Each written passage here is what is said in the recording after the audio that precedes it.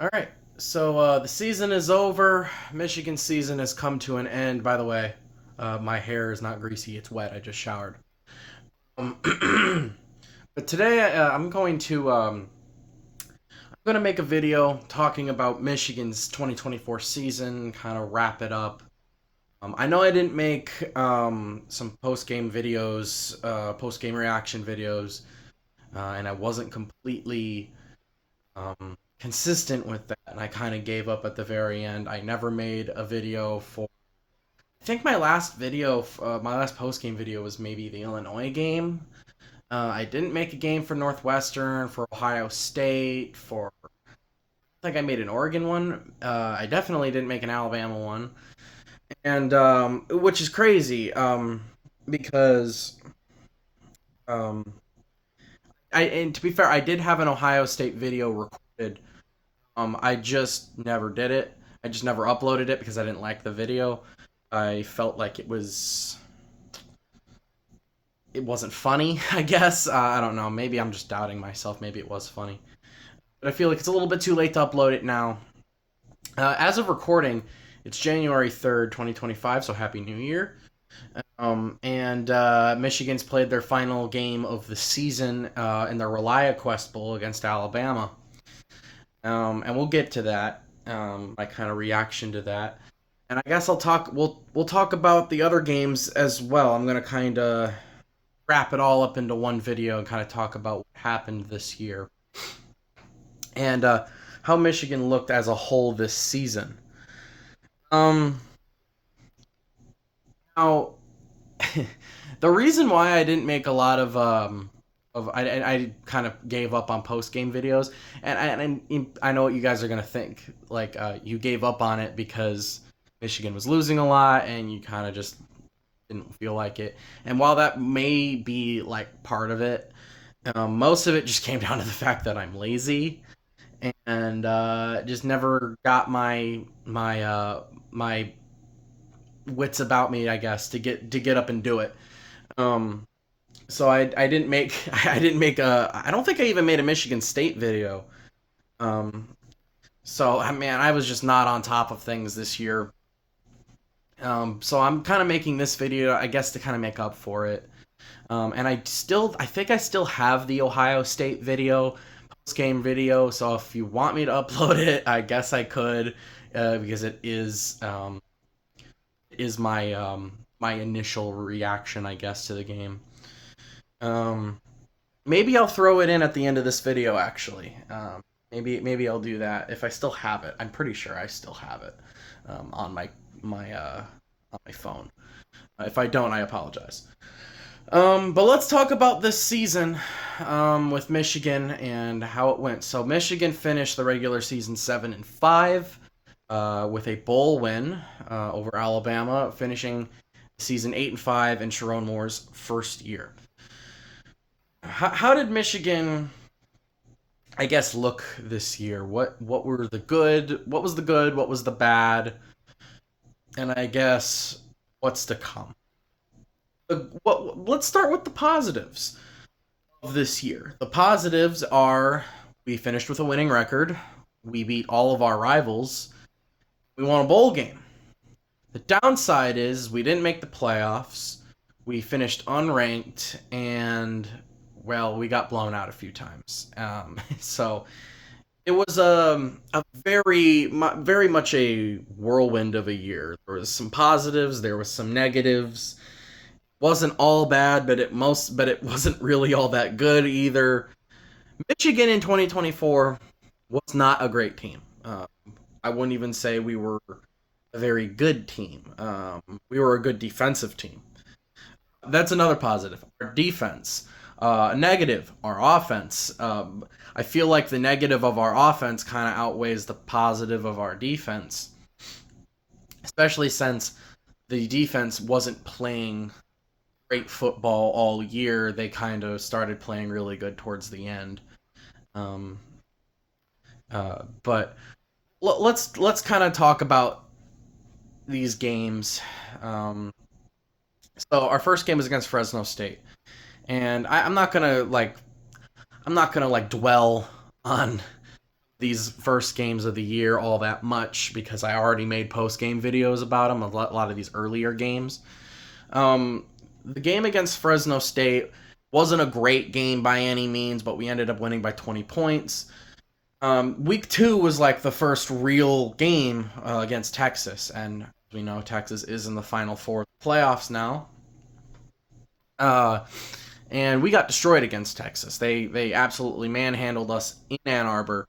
The final score was 31-12. Did I mention the final score? Fresno State was 30-10. Texas just kind of completely outmatched us, and we really didn't have an answer for anything. They were able to basically score at will in the first half, especially in that game, and we couldn't answer, and we just got beat straight up. And then week 3 against Arkansas State, we just had a really weak game. We won 28-18 against Arkansas State, but just a weak game overall. And a game, usually a game that Michigan would win by 40 points.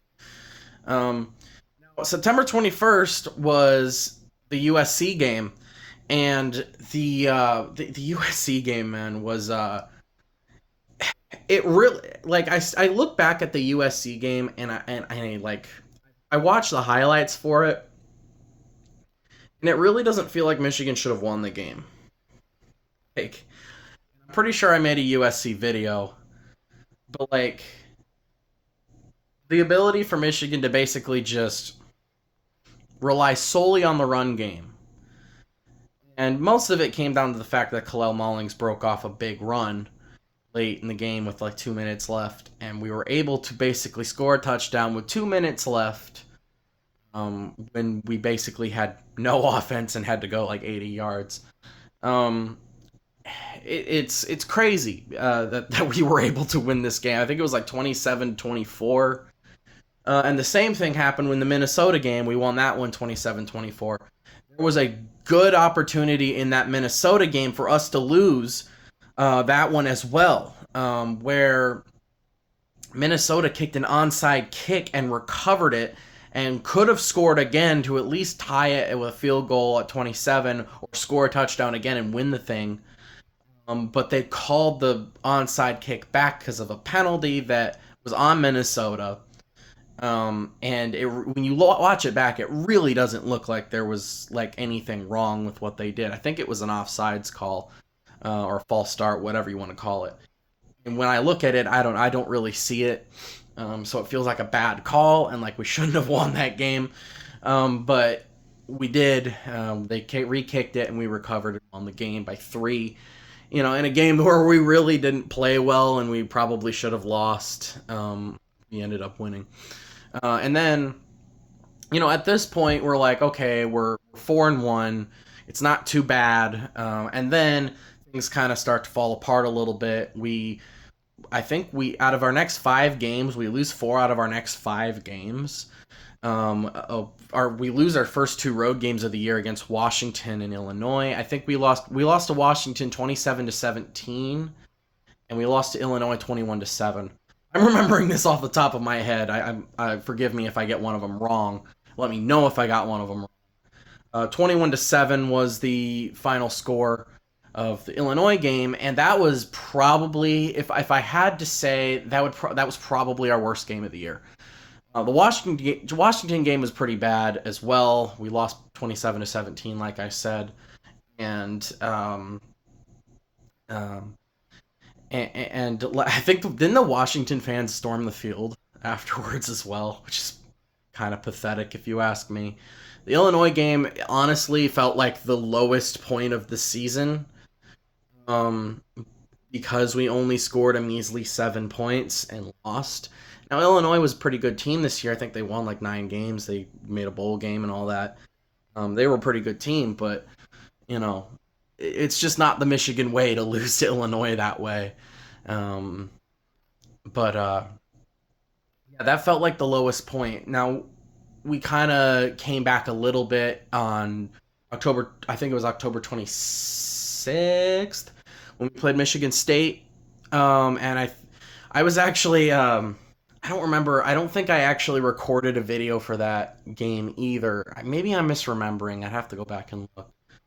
But Michigan State game, we ended up winning that 24-17, I believe.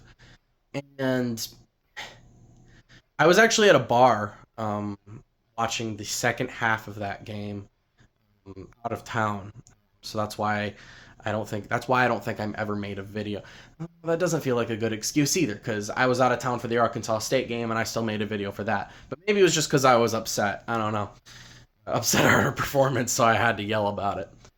Um, but yeah, the Michigan State game, I remember I couldn't watch the first half of the game, really the first three quarters of the game, because it was Halloween, or I was celebrating Halloween with my girlfriend.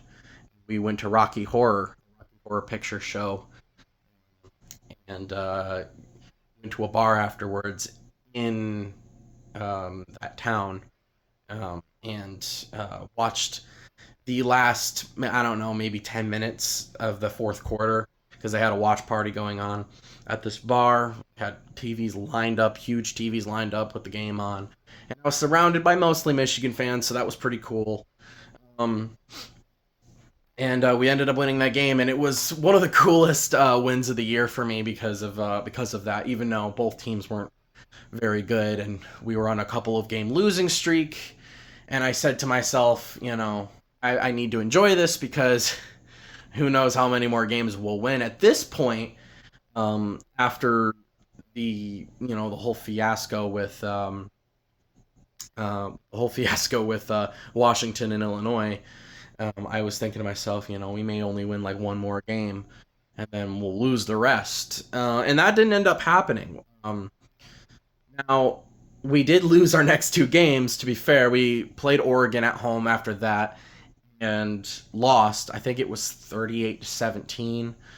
And it was a rough game. It was just a game where, like, it felt like in that Oregon game we actually didn't play too bad for the most part, and maybe it was just because we were playing a number one team and like we were kind of staying in the game for a little bit. I was like, we're not playing too bad. But if we played exactly like that against Minnesota, I would be like losing my mind. But all things considered, I didn't think that Oregon game was our worst performance ever. And the Indiana game, we lost that one 20-15. And that one was, man, that game was rough. First time I lost to Indiana since 2020, and second time since 1987, I think it was. And both of those games, the 2020 game and this 2024 game, were in Bloomington. I almost said Bloomingdale. I don't know why. Bloomington, Indiana, at Indiana. The last time Indiana actually beat Michigan in Ann Arbor was 1967. So it's been a very long time, but regardless, we lost to Indiana, and Indiana had a really good year this year. They made the playoffs, and what's crazy about Indiana is, like, at this point, how bad was Indiana really? Like, people are like, oh, Indiana didn't deserve to make it. But if you really think about it, the two teams that they lost to are in the Final Four of the playoffs. Ohio State and Notre Dame. So that's something to think about. But excuse me. Indiana had a really good year. They finished 11-1, and then one and done in the playoffs with a loss to Notre Dame. And Indiana, it was a rough loss, but there was a lot of points in that Indiana game where I felt like we could have won. We had plenty of opportunities. I mean, for goodness sakes, we only lost by 5. So at this point in the season, we're what? We're 5-5, and we need one more win to become bowl eligible.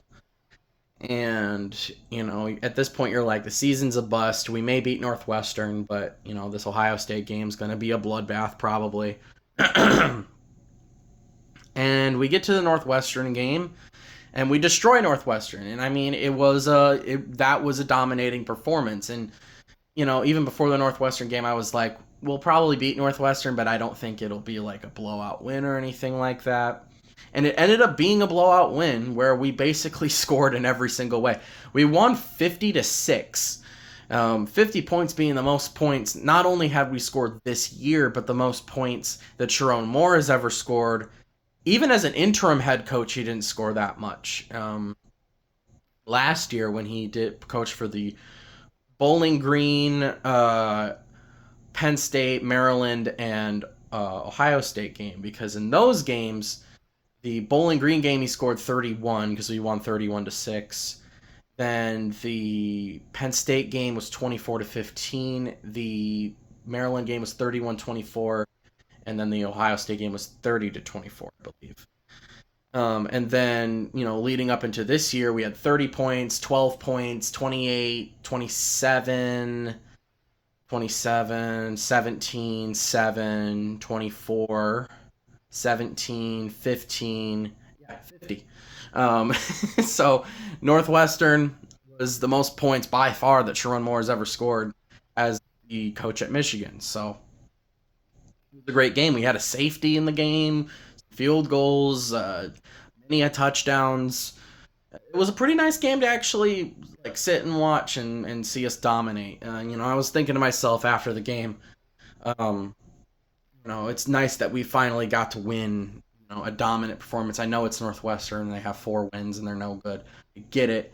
But I don't know. It was nice to be able to just sit and watch your team dominate again after watching what they did in 2023, where they were basically dominating every week, and then having to wait basically 11 weeks to see us dominate again this year. So then after the Northwestern game, we're 6-5, we're bowl eligible, and I'm like, all right, well, we're looking at probably 6-6 and playing. I think my buddy Evan Chino on YouTube, he actually said that we would play. What does he say? I think he said something like the Detroit Bowl against Western Michigan, which would have been interesting. But we ended up playing Ohio State in Columbus, and funnily enough, winning for the 4th straight year.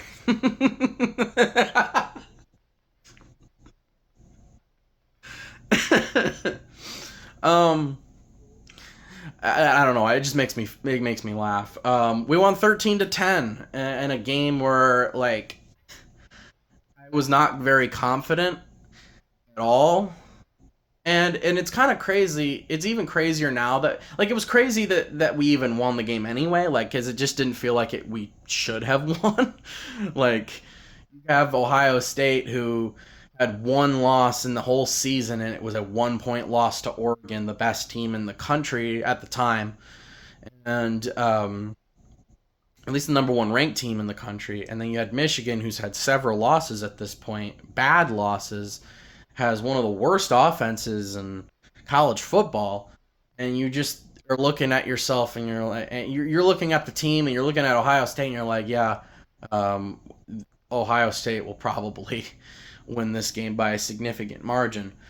But apparently, when rivalry week comes around, those kind of things go out the freaking window, at least for the most part. And yeah, we ended up winning this game. Now, most of it came down to Ohio State playing stupid football. Instead of playing to their strengths and Michigan's weakness, they played to Michigan's strengths and to their weaknesses. And now I know Ohio State has good running backs, but how many times did Ohio State run up the middle in this game? They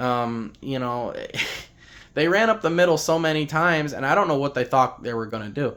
They tried to beat Michigan the way Michigan beats Ohio State. They tried to beat Michigan the way Michigan would win a game, which is running the football, great defense, controlling the line of scrimmage, and gun.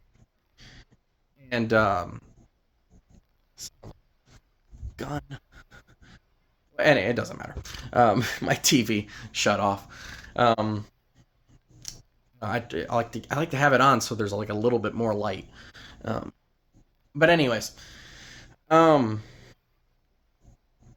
was I saying? I lost my train of thought. But yeah, the Ohio State game, it didn't feel like we should have won this game. And Ohio State continued to run the football right up where Mason Graham and Kenneth Grant are. I don't know what they were thinking. And it didn't work, obviously. They kept running the ball and they kept getting manhandled at the line of scrimmage. And yeah, they were trying to win the same way Michigan would try and win. Like I said, running the football, controlling the lines of scrimmage, great defense, and draining the clock and slowly squeezing the life out of you. That's the Michigan way, you know. And Ohio State, that's what they tried to do, and they failed miserably. Um, now look at Ohio State, and it's because this is what I'm saying. It's even weirder that we beat them now, considering what they've done in the playoffs so far. They have gone out there and they have destroyed Tennessee and Oregon, and they made them look silly. They made them look like they didn't belong on the same field as them. Tennessee looked like they never even belonged in that game. Oregon had no answers. Oregon's a great team. Don't get me wrong; they were a great team this year.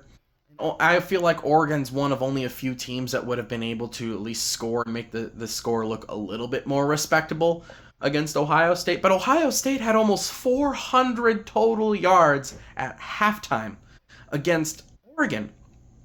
A 13-0 Big Ten championship team, Oregon. Where was this Ohio State? I don't know if it was because of Michigan that we kind of made them pull their head out of their butt and actually try, and win games the Ohio State way, which is throwing the ball and a mixture of this is the thing. It looked like the Ohio State of old. It looked like the Ohio State of 2000, the Urban Meyer era.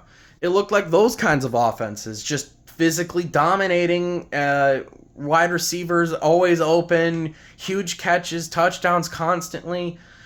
Jeremiah Smith played out of his mind, and but the only difference is that Ohio State defenses in the Urban Meyer era weren't necessarily amazing defenses, and this defense of Ohio State is a lot better than those Urban Meyer defenses, which is kind of scary.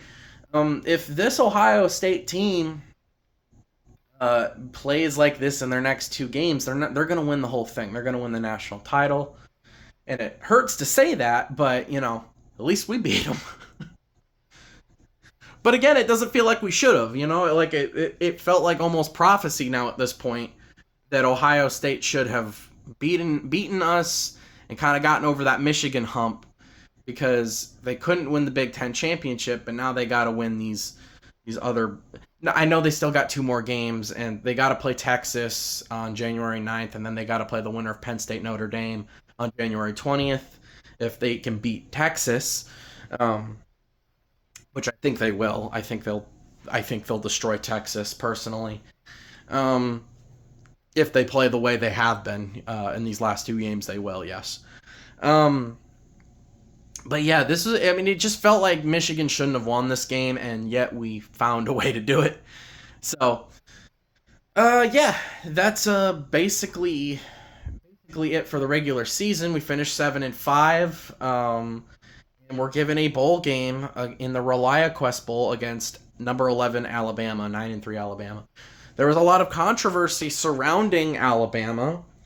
And don't worry, I'm going to kind of get into the more intricacies of the season and the positions and the players and all that, because I don't want to just talk about the games and the teams itself. I want to kind of talk about the players, what looked good, what looked bad, blah blah blah. We got put into the ReliaQuest Bowl against Alabama, and there was a lot of controversy surrounding Alabama's inclusion into the playoffs. My take on it is, even before this game, I said to myself, and I said out loud basically, Alabama did not deserve to be in the playoffs, and especially after Clemson won the ACC and SMU lost to Clemson in the ACC championship game, basically said, no, now Clemson and SMU are both going to make it. If SMU would have won that game, there's part of me that would have probably been like, yeah, maybe they will put Alabama in, even though I don't think they really deserve it. There is no standard. There's a double standard, I guess, when it comes to teams like Alabama. Any other team who's 9-3, no one's going to give them a second look. If Penn State went 9-3, Michigan went 9-3, Ohio State goes 9-3, Georgia goes 9-3. Maybe not even Georgia. Maybe it's just an SEC thing. I don't know. But Penn State, Ohio State, Michigan, Clemson, think of Texas. I mean, any of these other teams who are historically in other conferences, they probably wouldn't be given the same benefit. No one would be looking at these teams being like, yeah, they should be put in the playoffs.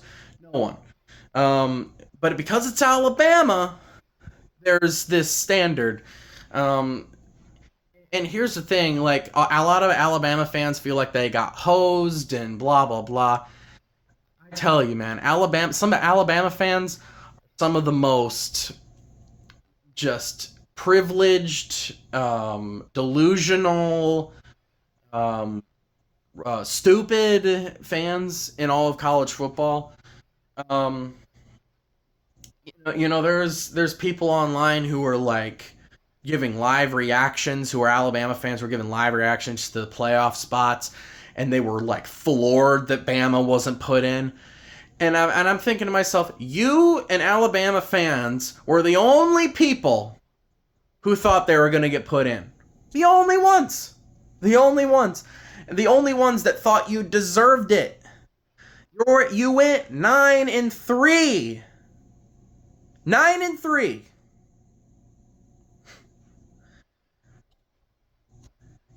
Don't lose to Vanderbilt in Oklahoma. You lost to Tennessee as well. Tennessee's a good team, but look at what happened to them. Look at what Ohio State did to them. You telling me you guys would have beaten Ohio State? And don't say you would, because you couldn't even beat Michigan. You couldn't even beat Vandy. You got destroyed by Oklahoma. You went 9-3. Oh, well, we beat Georgia. Well, look what Georgia just did. They just got destroyed by a Catholic school. So, like, I don't know. So they got put into this ReliaQuest Bowl, and Alabama fans, of course, pretending like, oh, they don't care about this game. Oh, they don't care if we win or lose because it's not the playoffs. You care. You care.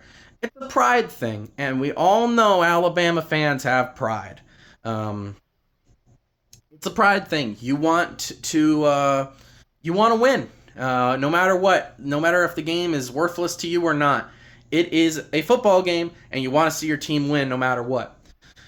And well, you didn't win. Michigan beat you. 19-13 was the final score in a game where you guys played Jalen Milroe, where you guys played Ryan Williams, where you guys played, some of your top players, in a game where Michigan did not play Mason Graham, did not play Kenneth Grant, did not play Will Johnson, did not play Josiah Stewart.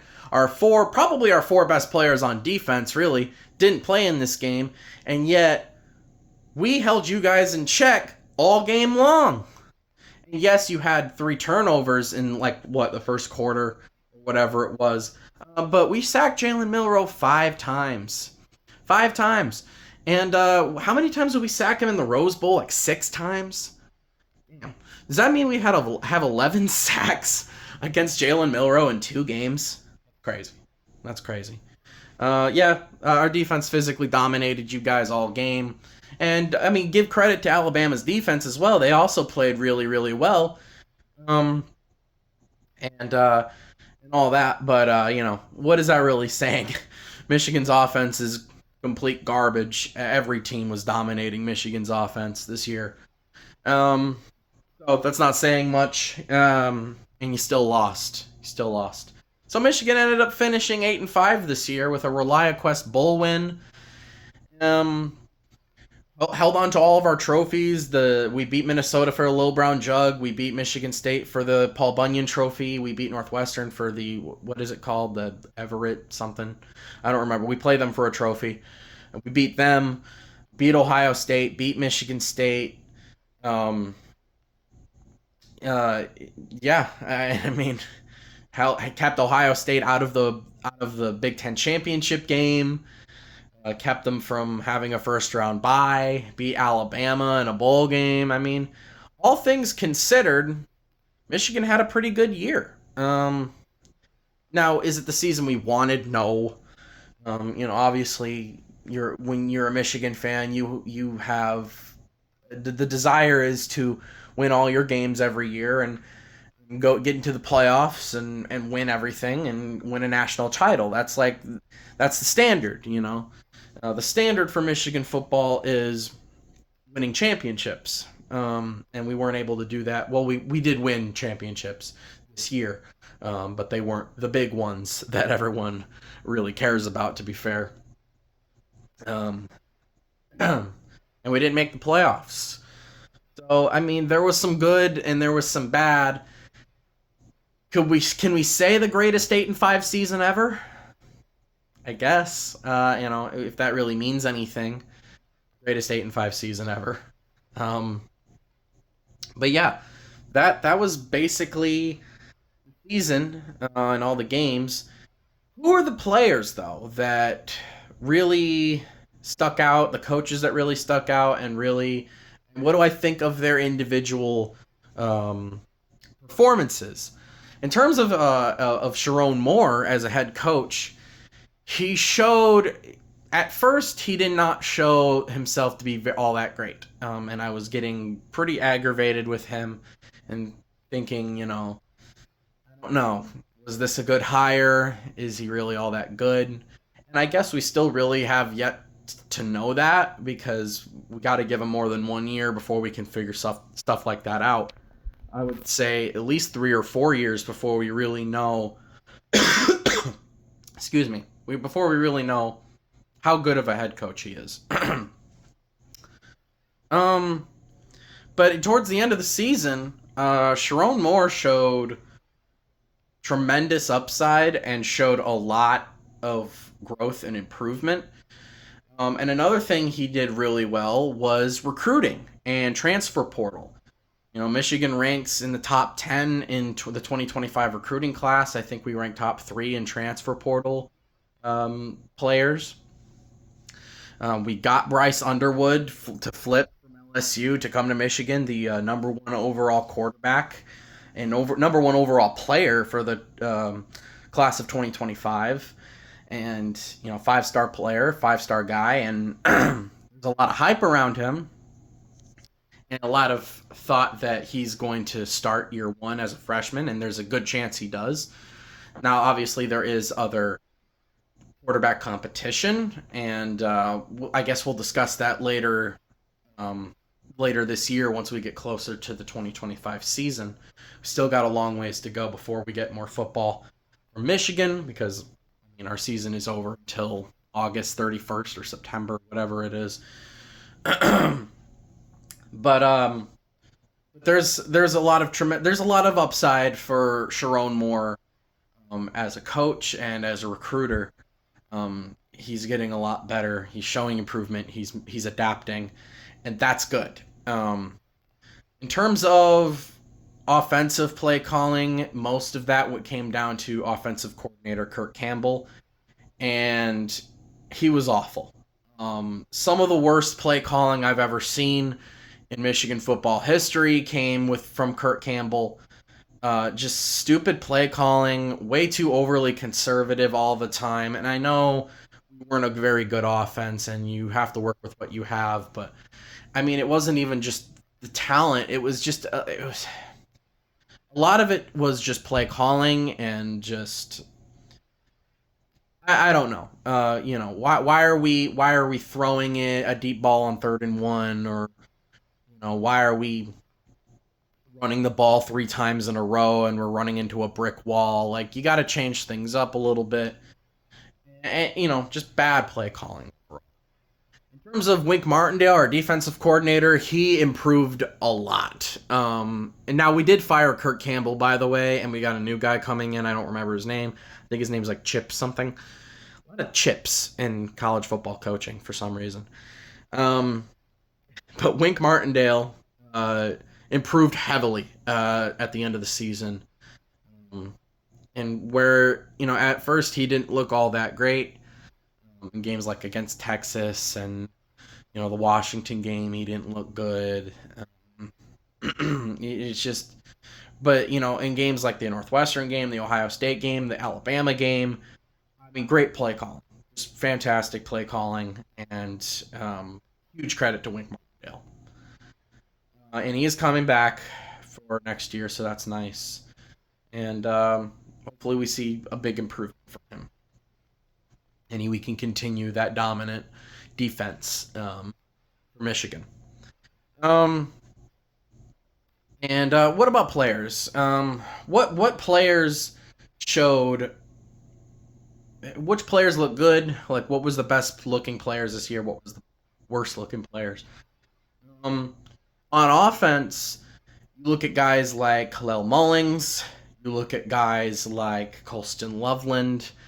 You look at guys towards the end of the season, like in this Alabama game, like Jordan Marshall. You saw the tight ends like Peyton O'Leary and Marlon Klein, I believe is his name. Offensive linemen like Josh Preeb played really good. And even got wide receivers like Frederick Moore kind of stepped up a little bit. And while he wasn't like lighting up the charts or anything, he wasn't amazing. He definitely seemed, especially in these last couple of games, to be one of our more, I guess, man, why am I blanking so much? One of our more reliable receivers, even though our receiving game this year was pretty bad. What players look bad on offense who just didn't play well? Basically every quarterback we had. So Davis Warren, Alex Orji, Jack Tuttle didn't look good. Donovan Edwards is unfortunate, and as sad as that is, Donovan Edwards completely underperformed all year. He had a couple of touchdowns. He had a few good runs this year, but he really just did not play well this season. He just couldn't really break off big runs all the time. He probably had one or two. It's just not the Donovan Edwards of old, unfortunately. But,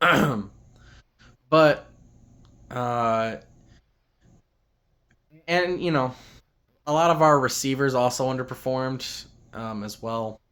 Just really weren't getting a whole lot of touches. A lot of that might just come down to the quarterbacks as well. Offense in general was really bad. Defensively, positives.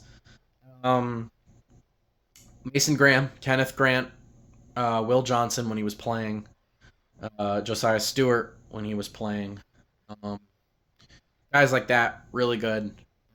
Defensively, there wasn't really a whole lot of downside. Another player that was really, really good, Dominic Zavada, our kicker. He's coming back. I think he only had one missed kick all year, and it was a blocked kick. I believe against Illinois. That Illinois game was so bad. But yeah, I think he made every single kick that wasn't blocked this year, and that also includes multiple field goals from 50 plus yards, 56 yards, 58 yards, crazy long field goals. He made it look easy. I don't know. He might be better than Jake Moody. And Jake Moody, unfortunately, has also kind of fallen apart at San Francisco. I don't know what's going on with him, but he's not been playing well at the 49ers. I've been kind of keeping an eye on him, and that last game was rough for him. But Dominic Zavada might be even better. I don't know where Michigan finds their kickers. I know a lot of them are transfer guys. I don't know where these kickers come from, but I think they make them in a lab somewhere, some like factory like that are of humans that are like specifically designed to kick field goals because they're so amazing at it. But yeah, these were some of the bright spots and I guess downsides to this team this year. Our run game on offense wasn't great this year. Our pass game was even worse. It was really bad. Defensive, like rush defense, was pretty darn good and to pretty much excellent all year. And passing defense was struggling in the first half of the year and played ended up playing really good at the end of the towards the end of the year in the bigger games. Um, but yeah, there's a lot of upside, and I'm looking forward to 2025. I would say I need a break from football. Around this time of year is when I kind of get tuckered out of college football a little bit, and I'm like kind of ready for it to be done.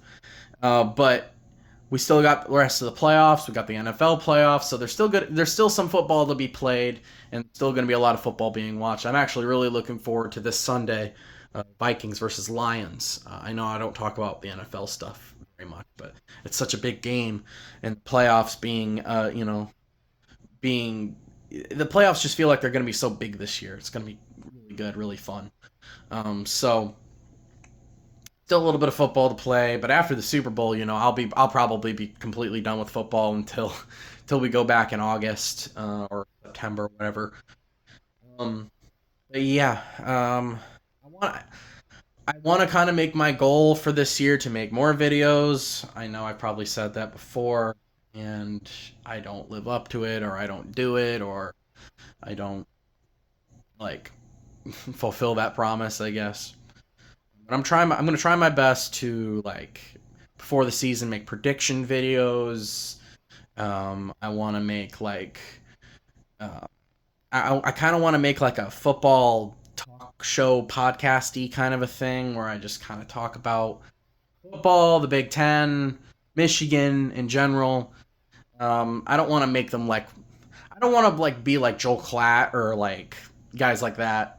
Like sit down and it's like real professional with graphics and everything. But I do kind of want to make like vlog style videos like I'm doing now, where I just kind of talk about the season, my predictions for the games, and make prediction videos for all the games for all the Big Ten teams. Make weekly post game videos for every Michigan game. Give my reactions, stuff like that. I want to be a lot more involved and upload a lot more because this year I underperformed, and for a while I was doing at least one video a week doing my Michigan video, but I didn't do it every week. So towards the end, you guys weren't getting any videos. So I'm gonna try my best to improve my video making for this channel. I spent a large portion of this year focusing on my second channel, Player 2, my gaming channel. I've uploaded way more on that channel this year than I have on this one. This channel I've only uploaded a handful of times, whereas on that channel I've been uploading basically 3 times a week for 10 months or so since I started back in like March or April. So it's been a long year for creating videos, but more on the Player 2 gaming side of it. So, but I want to come back to this channel and, because this is my bread and butter, and I've been doing these videos for almost 7 years. So it's been a long time. So, and I made post game videos for every week during the 2023 season. I want to get back to that as well. So, yeah, that's basically my recap for the 2024 Michigan football season. If I can find the Ohio State video that I recorded, might have deleted it. I guess you can tell by how much longer this video is if I if I added it in or not. But if I have the Ohio State footage of after the game was over, I'll throw it in at the end. But yeah, thank you guys for watching, and I'll see you guys next time.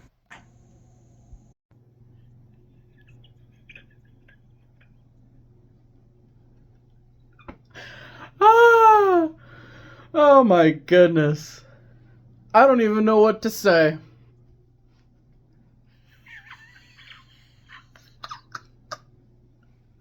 That face is so funny.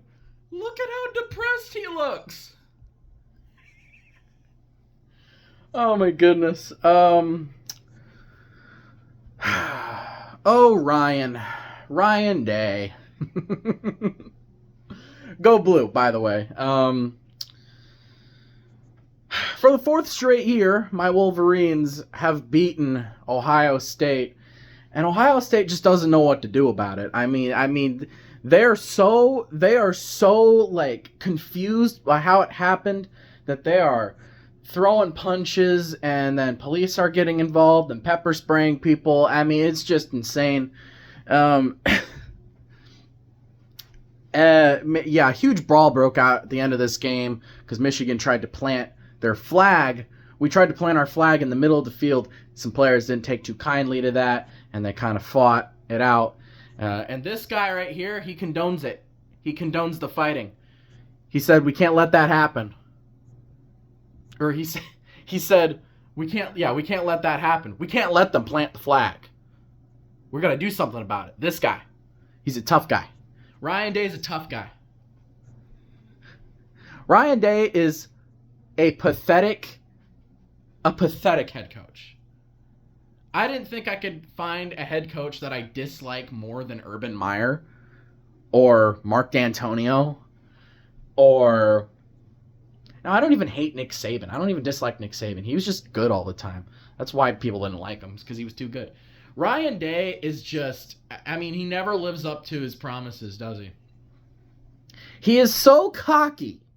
He's so cocky. Every year. He's so cocky. A few years ago, he said he was going to hang 100 on Michigan. 100. 100. And in the 4 games that we've played since, he has yet to even reach 100 points combined across the last 4 games.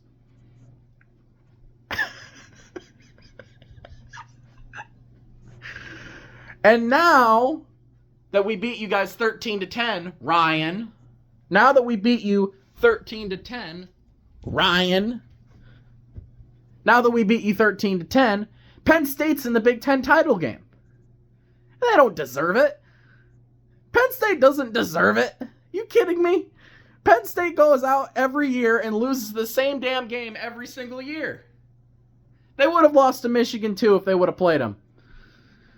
They would have lost to Michigan too if they would have played them. Guaranteed.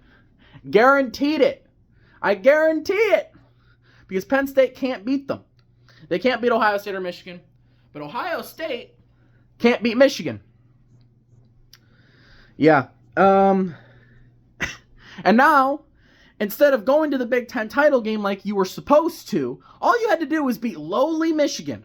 All you had to do was beat lowly 6-5, unranked, worst team in 10 years, Michigan, and you would have been in the Big Ten title game, had another shot at Oregon, because you lost the first game.